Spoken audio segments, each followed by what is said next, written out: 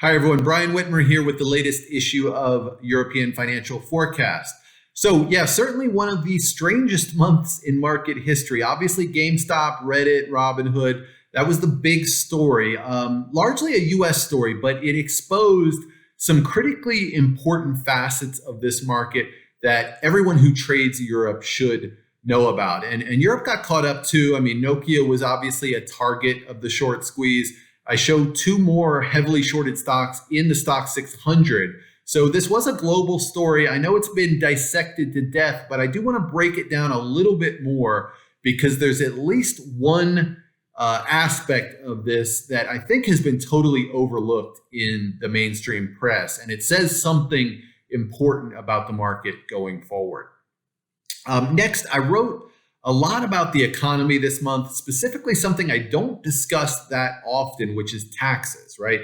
As you know, Rishi Sunak recently canceled an intended cut to Britain's corporate tax rate. I think this is the beginning of a major change in positioning.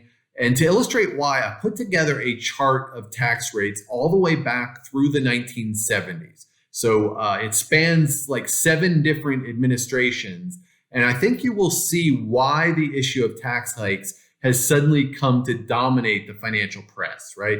If you have any money invested in the UK or Europe right now, the tax structure is very likely to change in the years ahead. And you're going to want to stay on top of it.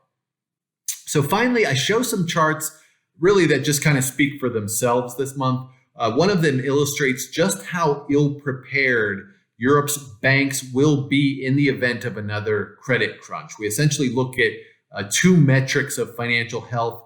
They're based on loans that banks can cover during a crisis. I also prepared another chart that shows an important credit spread in Germany, and I plotted it against a chart of the DAX. And when I did that, this important relationship really stands out, and it kind of confirms what we think we are seeing in the Elliott wave structure. Okay, so those are the highlights this month. I hope everyone enjoys the issue.